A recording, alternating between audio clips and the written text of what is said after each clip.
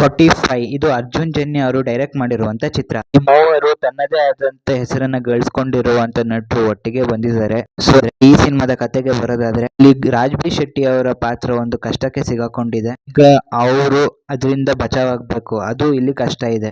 ಆ ಪ್ರಾಬ್ಲಮ್ ಏನು, ಇಲ್ಲಿ ಏನಾಗಿದೆ, ಅದರಿಂದ ಇವರಿಗೆ ಹೊರಗೆ ಬರೋದಕ್ಕೆ ಆಯ್ತಾ ಇಲ್ವಾ ಅನ್ನೋದನ್ನೆಲ್ಲ ನೀವು ಸಿನಿಮಾದಲ್ಲೇ ನೋಡಿ ತಿಳ್ಕೊಬೇಕು. ಮೊದಲನೇದಾಗಿ ಇದರ ಪಾಸಿಟಿವ್ಸ್ ಕಡೆ ಬರೋದಾದ್ರೆ, ಅದು ಇದರ ಕಾನ್ಸೆಪ್ಟ್ ಅಂತ ಹೇಳ್ತೀನಿ. ಮೊದಲನೇ ತಾರೀಕಿಂದನೂ ಸಿನಿಮಾ ಅದ್ರ ಬಗ್ಗೆನೇ ಮಾತಾಡ್ತಾ ಬಂದಿದೆ. ಟಿ ಸ್ಟಾರ್ ಗಳ ಸಿನಿಮಾ ಎಲ್ಲರೂ ಕೂಡ ರೋಟೀನ್ ಆಗಿರುತ್ತೆ ಅಂತ ಅನಿಸ್ಲಿಲ್ಲ, ಹೊಸ ಕತೆ ಅಂತ ಅನಿಸ್ತಿತ್ತು. ಆ ರೀತಿಯ ಪೋಸ್ಟರ್ಸ್ ಆಗ್ಲಿ, ಕಾಂಟ್ಯಾಕ್ಟ್ ಆಗ್ಲಿ ಅಥವಾ ಟೀಸರ್ ಆಗ್ಲಿನೇ ಬಿಡುಗಡೆ ಮಾಡ್ತಾ ಇದ್ರು. ಅಂಡ್ ಅದು ಸಿನಿಮಾದಲ್ಲೂ ಕಂಟಿನ್ಯೂ ಆಗಿದೆ. ಆಲ್ಮೋಸ್ಟ್ ಶುರುವಿಂದನೇ ಸಿನಿಮಾ ಡಿಫ್ರೆಂಟ್ ಅಂತ ಅನ್ಸೋಕೆ ಶುರು ಆಗುತ್ತೆ. ಅದರ ಟ್ರೀಟ್ಮೆಂಟ್ ಕೂಡ ಹಾಗೇನೆ ಇತ್ತು. ಎಡಿಟಿಂಗ್ ಅಲ್ಲಿ, ಪ್ರೆಸೆಂಟೇಷನ್ ಅಲ್ಲಿ ಗೊತ್ತಾಗುತ್ತೆ ಸಮಥಿಂಗ್ ನ್ಯೂ ಅಂತ. ಸೊ ಇಲ್ಲಿ ಗರುಡ ಪುರಾಣದ ಬಗ್ಗೆ ಮಾತಾಡ್ತಾ ಹೋಗುತ್ತೆ. ಅಲ್ಲಿ ಇರೋದನ್ನ ಅಳವಡಿಸ್ಕೊಂಡಿದ್ದಾರೆ.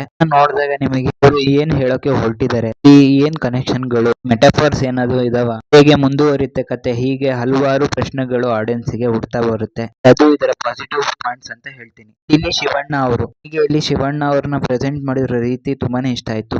ಪಾತ್ರ ಚೆನ್ನಾಗಿದೆ, ಇಂಟ್ರೆಸ್ಟಿಂಗ್ ಆಗಿದೆ. ಬಟ್ ಆ ಲುಕ್ ಆಗ್ಲಿ, ಸಣ್ಣ ಮಗುವಿನ ರೀತಿ ಕಾಮಿಡಿ ಆಗ್ಲಿ, ಹಂಗಕ್ ಕಾಣೋ ಮುದುಕ, ಮಾಡರ್ನ್ ಟಚ್ ಆಗ್ಲಿ, ಜೊತೆಗೆ ಅವರು ಈ ಪಾತ್ರನ ಏನೆಲ್ಲ ರೆಪ್ರೆಸೆಂಟ್ ಮಾಡ್ತಿದ್ರು. ಆಕ್ಚುಲಿ ಶಿವಣ್ಣ ಅವರು ಈ ಕತೆಗೆ ಎಂಟರ್ ಆದ್ಮೇಲೆನೆ ಒಂದು ಸಿನಿಮಾ ಅಪ್ಲಿಫ್ಟ್ ಕಡೆ ಮೂವ್ ಆಗೋದು ಅಂತ ಹೇಳ್ಬೋದು. ಅಫ್ಕೋರ್ಸ್ ಇಲ್ಲೊಂದು ಫ್ಯಾನ್ ಸರ್ವಿಂಗ್ಸ್ ಕೂಡ ಇದೆ, ಚೆನ್ನಾಗೇ ಇದೆ. ಒಂದಷ್ಟು ಕಾಮಿಡಿ, ಒಂದಷ್ಟು ರೆಫರೆನ್ಸ್ ಗಳು, ಒಂದಷ್ಟು ಹಾಡುಗಳು, ಒಂದಷ್ಟು ಸಿಚುವೇಶನ್, ಆ ಪಾರ್ಟ್ ಈ ಸಿನಿಮಾಗೆ, ಈ ಕಾನ್ಸೆಪ್ಟ್ ಗೆ ಹೆಲ್ಪ್ ಮಾಡ್ತಾ ಇಲ್ವಾ ಅನ್ನೋದನ್ನೆಲ್ಲ ಸೈಡಿಗೆ ಇಟ್ರೆ ಸಿನಿಮಾ ನೋಡ್ಬೇಕಾದ್ರೆ ತುಂಬಾನೇ ಖುಷಿ ಕೊಟ್ಟು ಇದು ಒಂದು ಸಣ್ಣದಾಗಿ ನಗುನ ತರಿಸಿದ್ವು ಅಂತ ಕೂಡ ಹೇಳ್ಬೋದು. ಇಲ್ಲಿನ ಮ್ಯೂಸಿಕ್ ಇನ್ವಾಲ್ವ್ ಆಗಿ ಚೆನ್ನಾಗಿ ಕಟ್ಕೊಟ್ಟಿದ್ದಾರೆ. ಇಲ್ಲಿನ ಮ್ಯೂಸಿಕ್ ಗಳನ್ನ ವೆರೈಟಿ ಮ್ಯೂಸಿಕ್ ಗಳನ್ನ ಇಲ್ಲಿ ಪ್ರೊಡ್ಯೂಸ್ ಮಾಡಿದ್ದಾರೆ.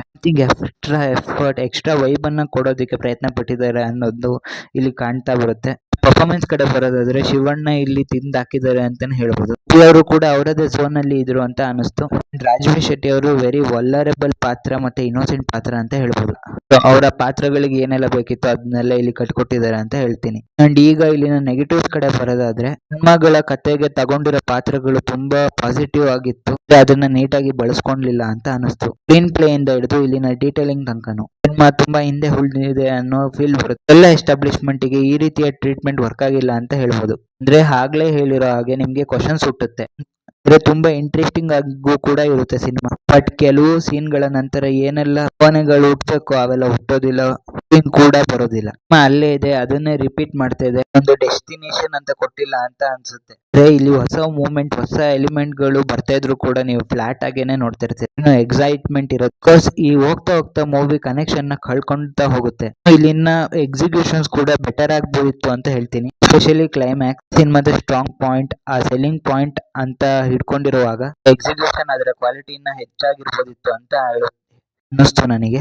ಸಿಂಪಲ್ ಆಗಿ ಹೇಳೋದಾದ್ರೆ ಇದೊಂದು ಆವರೇಜ್ ಸಿನಿಮಾ ಅಂತ ಹೇಳ್ಬೋದು. ಜನ್ಯ ಅವರು ತಮ್ಮ ಮೊದಲ ಡೈರೆಕ್ಷನ್ ನಲ್ಲಿ ಫ್ರೂಟ್ ತಗೊಂಡಲೆ ಈ ರೀತಿಯ ಕಾನ್ಸೆಪ್ಟ್ ಅಲ್ಲಿ ಒಳ್ಳೆ ಮೂವಿನ ಕಟ್ಕೊಡೋಕೆ ಪ್ರಯತ್ನ ಪಟ್ಟಿದ್ದಾರೆ. ಈ ಮೂವಿನ ಥಿಯೇಟರ್ಗೆ ಹೋಗಿ ನೋಡಬಹುದು. ಒನ್ ಟೈಮ್ ವಾಚಬಲ್ ಮೂವಿ ಅಂತಾನೆ ಹೇಳ್ತೀನಿ. ನಾನ್ ಸಿಗ್ತೀನಿ ಮುಂದಿನ ವಿಡಿಯೋದಲ್ಲಿ. ಅಲ್ಲಿ ತನಕ keep watching and please subscribe to my channel.